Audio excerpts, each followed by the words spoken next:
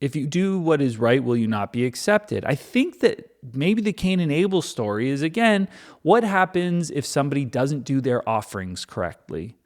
And we didn't have this information back then, but I assume the people reading that story would have had this information, because this is probably, again, all disseminated, unclean, at the same time of those stories. So it's like, oh, this children's story about Cain and Abel, it's like a Grimm's fairy tale. Those are for kids, right? But they're very, very violent.